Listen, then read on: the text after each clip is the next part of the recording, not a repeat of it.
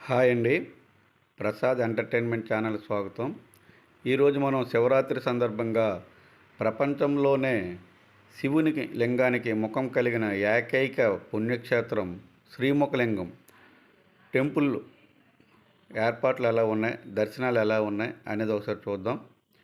శ్రీకాకుళం నుంచి ఈ జర్నీ శ్రీముఖలింగానికి చాలా ఆహ్లాదకరమైన వాతావరణంలో ఉంటుందండి.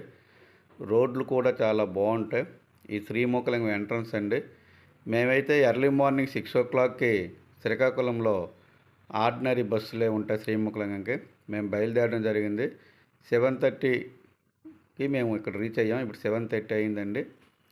రోడ్స్ చాలా బాగుంటాయి. చుట్టుపక్కల ఆహ్లాదకరమైన వాతావరణం ఉంటుంది. ఏర్పాట్లు అయితే చాలా బాగా చేశారు. శ్రీముఖలింగం ప్రపంచంలోనే ప్రసిద్ధ శివాలయంగా పేరుగాంచింది. ఎందుకంటే ఇక్కడ శివుని లింగానికి ముఖం ఉంటుంది. ఎక్కడ కూడా అలా ఉండదు. ఒక్క శ్రీముఖలింగంలో మాత్రమే ఉంటుంది.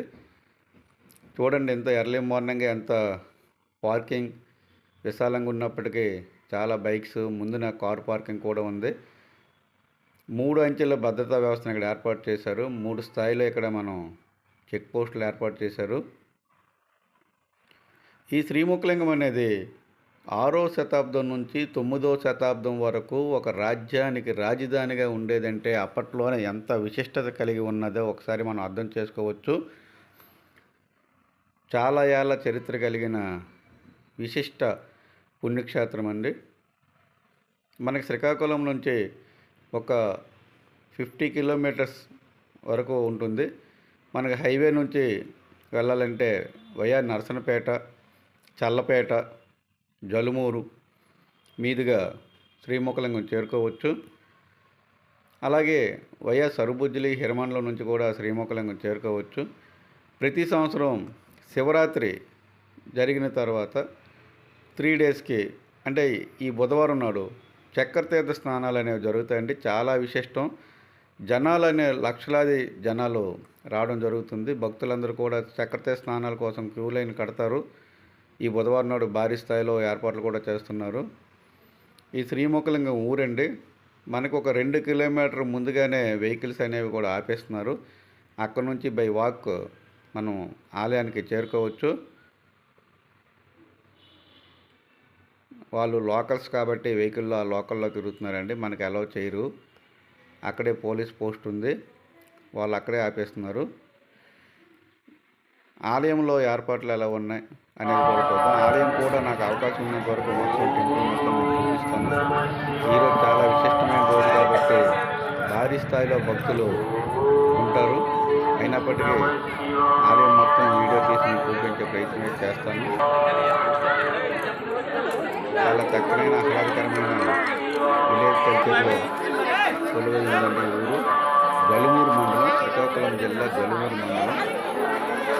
ఇవ్వండి, ఇది ఉచిత దర్శనం మరియు 20 rupees, 20 రూపాయల దర్శనం. ఎక్కడి నుంచే 1 kilometer ముందుగానే ఏర్పాటు చేయడం జరిగింది. ప్రస్తుతానికైతే చాలా సాఫీగా చక్కగా సింగిల్ లైన్లో భక్తులు వెళ్ళడం జరుగుతుంది. నేను కూడా చూసి చాలా చక్కగా ఉంది, ఫ్రీగానే ఉంది, 20 రూపాయల దర్శనం అంటున్నాను. కానీ లోపల చాలా లైన్లు పెట్టారు. చాలా ఫ్లోటింగ్ ఉంది ఎర్లీ మార్నింగ్లో. మేమైతే విఐపి దర్శనంకి వెళ్ళడం జరిగింది. బయటకు రావడం జరిగింది. చూడండి, 6వ శతాబ్దం నుంచి 9వ శతాబ్దం కాలంలో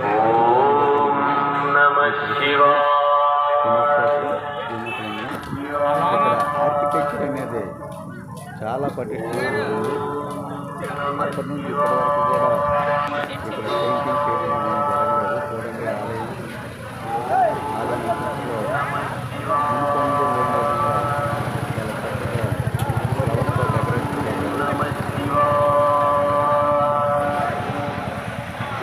శ్రీ శ్రీ ముఖలింగేశ్వరం స్వాగతం పలుకుతూ చాలా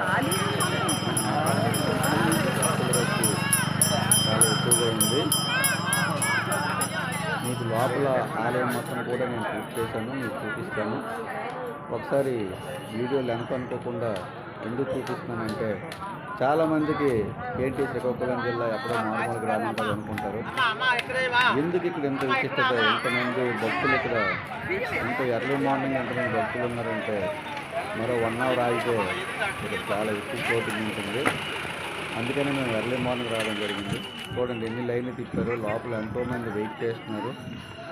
అయినప్పటికీ ఏర్పాట్లు అయితే మాత్రం చాలా చక్కగా ఉన్నాయి. ఎవరికి ఏ భక్తులకి ఇబ్బంది లేకుండా అన్ని ఏర్పాట్లు చేశారు. ఇక్కడ ఉచిత ప్రసాదం ఆల్రెడీ స్టార్ట్ అయ్యింది. మెడికల్ క్యాంపులు ఉన్నాయి, అగ్నిమాపక సిబ్బంది ఉన్నారు, వైద్య సిబ్బంది ఉన్నారు. ఆలయంలోకి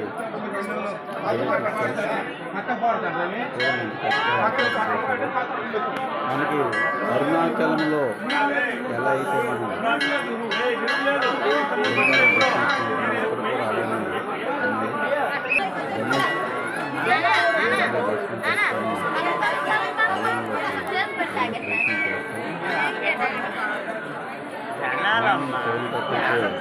విఐపీల తాకిడి కూడా ప్రారంభమైంది.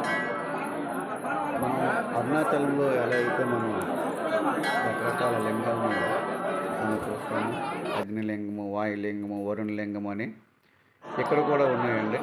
అందుకనే ఆంధ్ర అరుణాచలం మా ముఖలింగేశ్వరం అంటారు. భక్తులందరూ భక్తి శ్రద్ధలతో గణేశుని మొదటిగా పూజ చేసుకొని ఆ శివుని దర్శన భాగ్యం కోసం వెళ్తున్నారు. పోలీసులు చుట్టూ కూడా చాలామంది పోలీసులు పటిష్టమైన భద్రతా ఏర్పాట్లు చేయడం జరిగింది. ఎవ్వరికి ఎటువంటి అసౌకర్యం కలుగజేయడం లేదు. ఎంతమంది జనాలు ఉన్నప్పటికీ భక్తులకి మరీ వేరంగా చేపట్టుకుని లాగేయడం అనేది కాకుండా రిక్వెస్ట్ఫుల్గానే అందరికీ ఆ ముఖలింగేశ్వర దర్శనం జరుగుతున్నారు. ఇక్కడ విశేషం ఏంటంటే శివుని లింగం బ్యాక్ ఒక ధాన్యాగారం ఉంటుంది. అక్కడ కానీ మనం ధాన్యం కానీ బియ్యం కానీ ఇస్తే మనకి చాలా మంచిదని ప్రసిద్ధి. అయితే ఈరోజైతే అవకాశం లేదు. మనం నార్మల్ రోజులో వస్తే అవన్నీ కూడా పూజలు చాలా చక్కగా చేస్తారు. ఇక్కడ పంతులు గారు కూడా మంచిగా మంత్రులతో ఆహ్వానం కలుగుతారు. చూడండి ఆర్కిటెక్చర్ అనేది ఎంత పటిష్టమైనది. పోలీసులు పరుగులు చేస్తున్నారు. ఎస్పీ స్థాయి అధికారి కూడా చాలా చక్కగా అందరూ పనిచేస్తున్నారు. జిల్లా ఎస్పీ గారు, కలెక్టర్ గారు అన్ని రకాల పర్యవేక్షణలు చేశారు. భక్తులకు ఎటువంటి అసౌకర్యం కలగడం. ఇక్కడ దేవులు ఒక్కసారి విజిట్ చేయండి. ఇక్కడ శిల్పకళ ఈ ఆర్కిటెక్చర్ ఎవరికి కూడా అర్థం కాదు.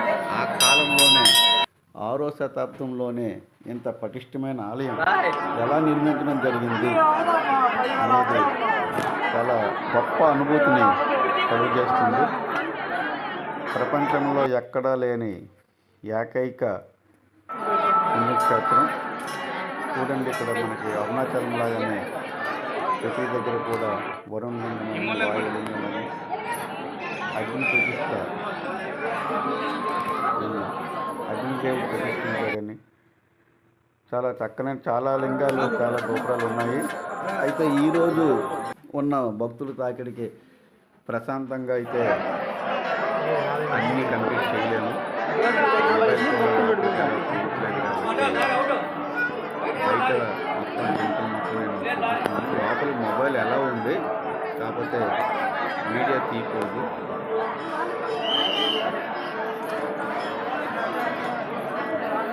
మీరు కానీ ఎప్పుడైనా విజిట్ చేస్తే కామెంట్ చేయండి. ఇంత ప్రసిద్ధ పుణ్యక్షేత్రం ఒకవేళ మీరు విజిట్ చేయకపోతే తప్పనిసరిగా విజిట్ చేయడానికి ప్రయత్నం అయితే మాత్రం తప్పనిసరిగా చేయండి.